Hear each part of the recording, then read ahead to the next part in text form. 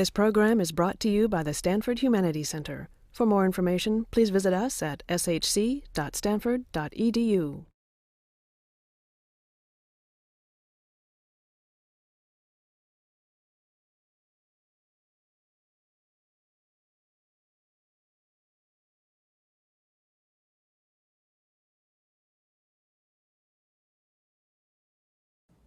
Anies, we've known each other a long time. I first knew you when you were a graduate student in the Midwest. And I'm just thrilled that finally, instead of my being your guest in Indonesia, you are my guest here at Stanford. And I wanted to take this opportunity to ask you some questions about Indonesia. One of the things that is the most striking, perhaps, to anyone looking at Indonesia is its incredible diversity.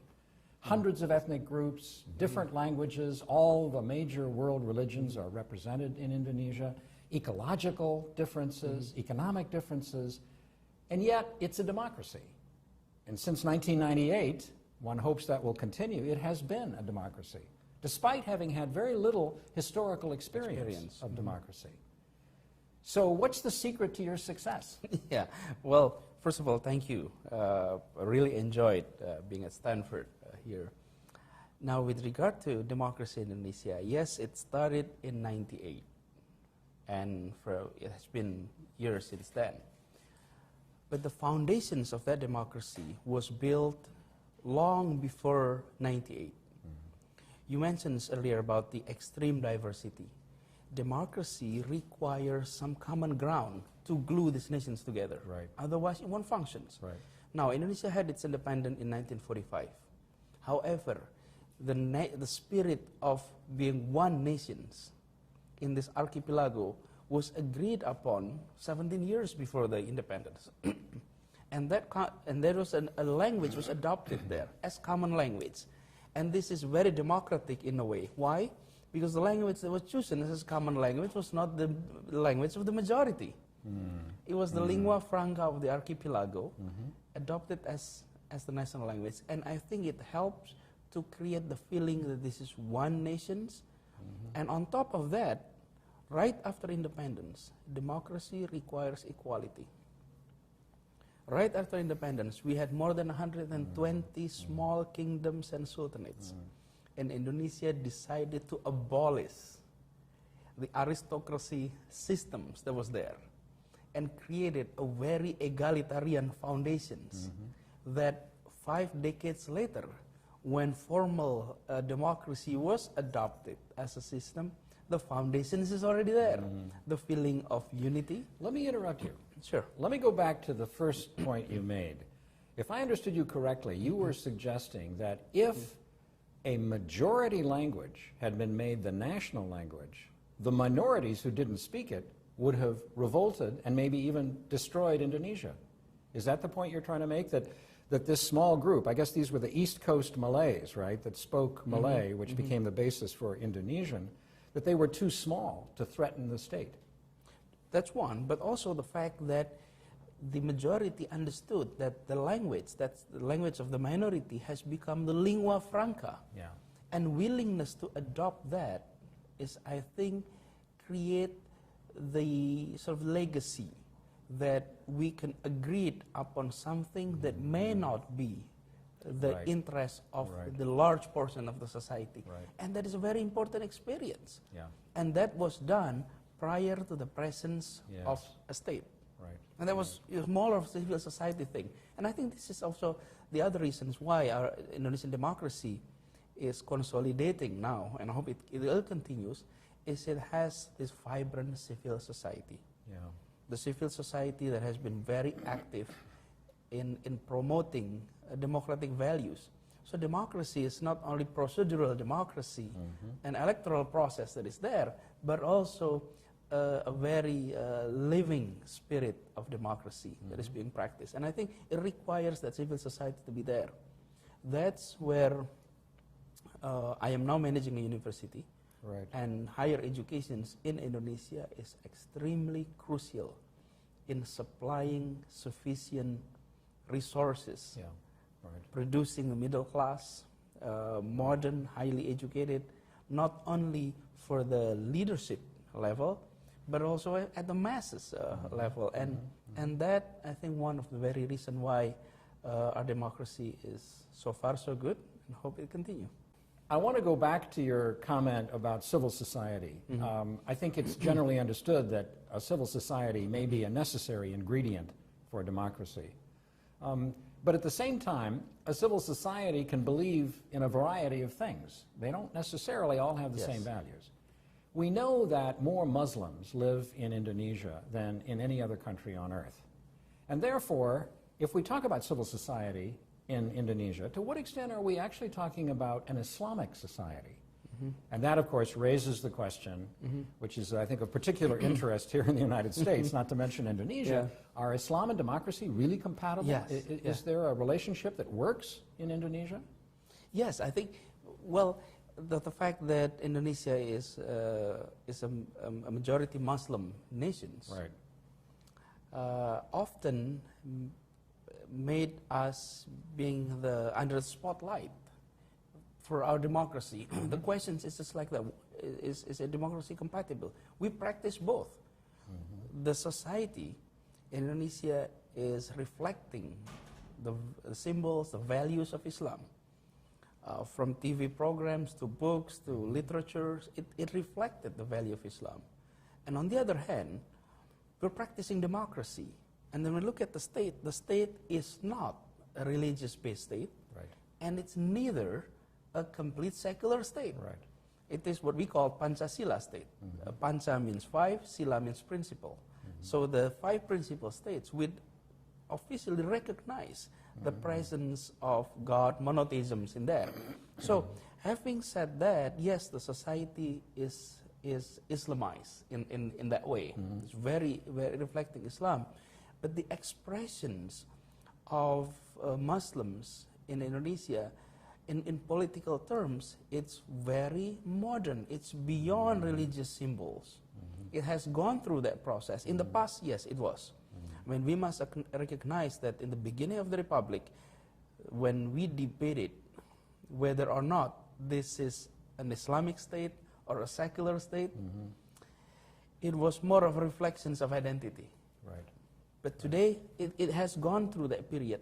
Now, politics is about governing. It's about delivering something. Of course, there is identity components there, but it's not religious identity. And I think that is the key. And with regard to Islam and democracy, yes, the fact that Indonesia is a majority Muslim nations, the questions often raised. But it's the same thing like the US. It's the largest Christian society in the world. But nobody asks the questions whether Christianity is compatible with democracy. Or nobody even focused the questions, is America a Christian majority democracy? But when Indonesia had that, the questions arises. And I think we just practice it. We practice democracy, we practice Islam, and it may become one of an interesting experiments that in the political science world, it may become an interesting case to be seen. Well, I'm not sure we want to get into a discussion of American identity, although you're right to say that, you know, one can turn the tables and ask, what about the compatibility of Christianity and democracy? I think that question would lead us a little far afield. But I must suggest that I think in the United States, the American identity, insofar as there is such a thing, really boils down to civil liberties, freedom, democracy. It's ideological. I would argue that the United States probably is the biggest and most ideological power on earth after the collapse of communism, right? I mean, China now has capitalism or socialism or whatever with Chinese characteristics. So we are, in a sense, very ideological. And that raises the question, in Indonesia, there's some who say that democracy will only succeed, only consolidate, if it is the only game in town. But that means to me that democracy has to be appreciated in and of itself. Yes. And even if, let's say you have democracy and the GDP growth rate, the economic growth rate drops by 2%, then a true believer in democracy would say, never mind, that's okay, because democracy, it's about human dignity, okay? Have we got that far yet in Indonesia? Or are Indonesians thinking to themselves, if this government doesn't deliver, then who needs democracy? How far are we? We are in the transitions. I cannot say that all Indonesians believe in the idea of democracy. Right. Okay? Surveys have shown that some percentage of the society, small, 5, 8%, Right. still questioning whether democracy is a proper approach for Indonesia. Modern democracy, liberal democracy, that is being questioned. However, these populations, these groups, were participating in the democratic process. Right. And I think as long, and they're losing. I mean, it's not winning, they're losing. And if the definitions of democracy is the only game in town, they are playing in the game. Only game in town, right. And I think if in quote, the losing parties willing to stay in this process, we're consolidating. Yeah, yeah. And I think that's where we're heading now. It doesn't mean that this makes the government no longer subject whether or not they deliver or not.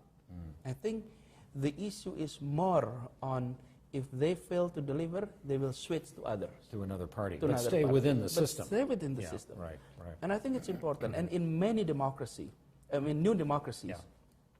there's always threat. Right. The old players who are still there, all the remnants of old players, right. and those who are ideologically against democracy. It's always there. Yeah, yeah. And I think the challenge of Indonesia today is how can we continue this? And this is where international community Comes in. Yeah. Don't punish because we practice democracy. Right. Why I said that? You look at Vietnam, you look at China. Their economic development is there. Certainty is there. You invest a lot. You go there and practice. Why? Because there is policy certainty. Well, that's giving incentive to non-democracy. Right. Why? Because this democratic people in the transition democracy are noisy. Yeah. The policy uncertainty is not there. But that's the nature of democracy. Right. It takes some time until it stabilizes. Yeah. No, that point is very well taken. I mean, I confess that there are some, perhaps, especially in the business community, that might value predictability, frankly, above democracy. I mean, I would understand from their point of view, knowing that there won't be a strike next week, and maybe even knowing who's going to be elected so they know who to deal with, right? That matters a lot. But I want to return to the fact which you alluded to briefly, which is that you are the president of one of the most, in my judgment, innovative universities in Indonesia, Paramadina University. And we talked about civil society. In a way, one might suggest that you are in the process of helping to enrich and create and deepen and educate civil society. So here's the question I want to ask you. This might surprise you, but what is the biggest problem you face as the president of Paramadina University in doing the job you want to do? There's two things here. Number one is with regard to student body. Right. The challenge in many developing countries, not only Indonesia, many developing countries, universities serve as escalator for people from all levels, in the lower level of the society, the lower socioeconomic level, to move up the ladder through higher education. So education served that. And in Indonesia, it has served it well for the past 3-4 decades. All of us, the educated of Indonesia, will never play the role that we're playing without the higher educations that we got. So it was very instrumental. The problem today is that the cost of education, especially higher education, has risen up a lot.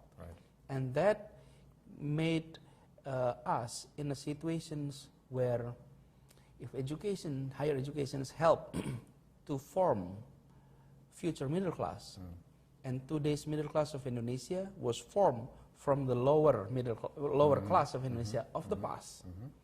My concern is the future middle class of Indonesia may be coming from the existing middle class of Indonesia. And social mobility will not be there. Exactly. Yeah. So that is, I think, one of the biggest challenges that universities, perhaps universally, the challenge in Indonesia is more urgent because we have not created enough size of a big size of a middle class, like we would like to be. So this role has to be continued there.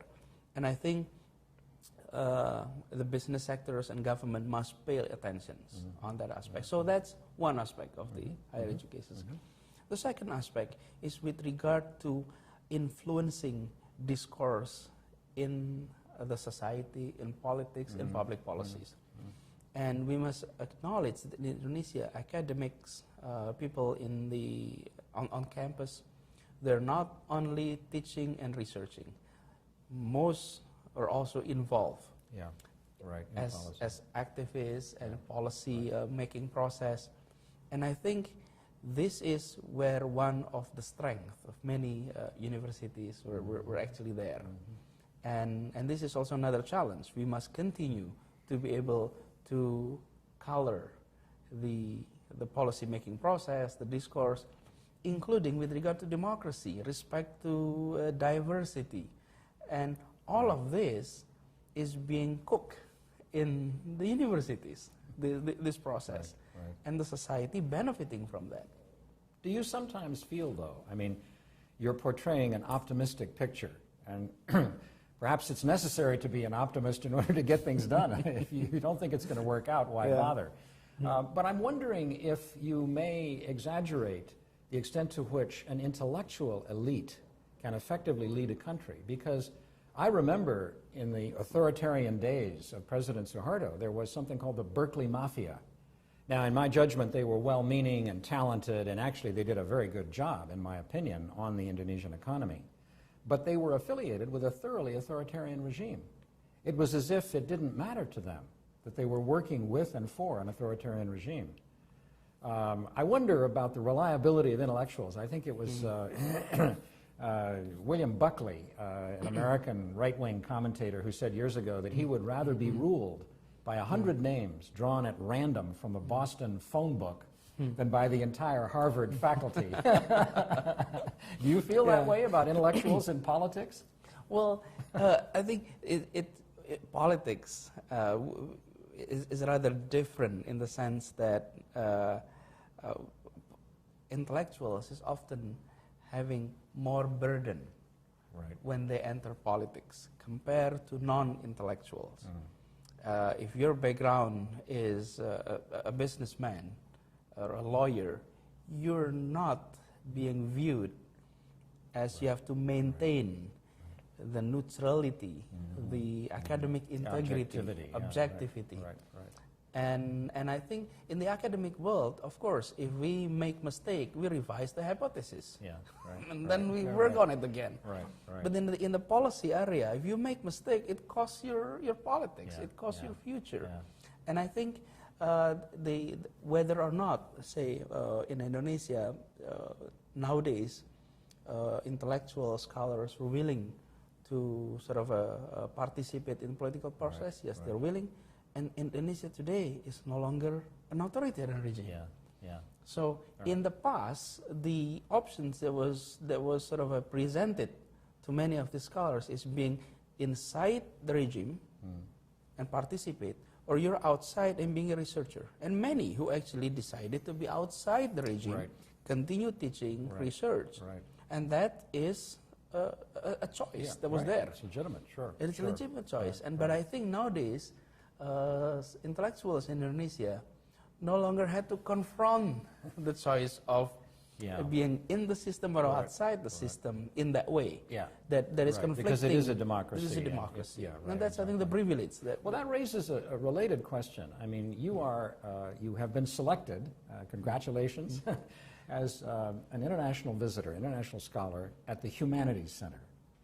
Now, if we look at the humanities in Indonesia, and compare it, let's say, with engineering, supposedly, quote unquote, more practical disciplines, would you say that Indonesia can do without the humanities? That, what we really need is to build roads, our ports need improvement, infrastructure, hard science, architects, and so forth, and we really don't need, poetry, right? Would you argue that, or would you argue there is a role for the humanities? And if so, what is that role in Indonesia? I think so. There is a big role to play in the humanities. Yes, we do need these hard science departments to grow, enroll more students, produce more engineers, because the country needs them badly. And objectively, we need them. I think we need to enlarge that. The humanities, the study of humanities is there. And I think this is the challenge for anybody studying humanities in Indonesia. We have learned that humanities, social science that we learn today is mostly result of experience of social transformations taking place in Europe or in North America. And scholars have been able to convert those experiences into modern social science using modern social science language. Therefore, it becomes universal. Like modernization theory. Modernization theory, and many of this theory. Right. Now, the challenge, I think Indonesia and many other nations, Indonesia is a very unique case because of its diversity, have gone through transformations, changes, and we do not have enough scholars that are able to convert those experience into modern social science language that is understood universally, and also this is a knowledge that can help people to understand what is taking place. Look, a few years ago, conflicts was there in Indonesia. Today, it's absence. There's a lot to be learned. Well, maybe not completely absent. Not completely, but many of this, especially communal. This, from central to local government, there is often an issues. But communal conflicts is very much down. But yes, a lot of things to be learned from there. The challenge is we don't have enough scholars to actually undergoing research and be able to convert that peace-making process. And this is just an example. Well, you could argue that conciliation, or in this case perhaps reconciliation, is necessarily rooted in culture, and also in history, and also in identity. And these things are hard to quantify. An engineer can build a bridge. Can an engineer build peace? That's much trickier. That would be my own view, although I should be asking the questions and not giving the answers. No, but also, here's the thing. We have been, I mean, if you look at the history of the nations, it's been led by people of humanities background. And yes, Sukarno is an engineer, but if you look at the writings, you look at the how he viewed things, it was much, the creativity is there, the imagination is there, and it was rooted more on his reading on humanities and social science instead of his reading on engineering, for instance. And I think of course, some would argue that Sukarno, although he was the father of the country, he also messed up the country. I mean, that's a historical debate. But your point's well taken. I mean, and in a way, his romantic projection of a charismatic personality was critical in bringing people together and giving them some sense of identity. I think that has to be recognized. And an engineer could not necessarily do that. That's a skill that has to do with knowledge of human beings. And but I must also say that we need badly to develop our hard sciences, definitely. So, yes, the humanity is there, it's rooted strongly, we have quite a good stock. We also need to develop.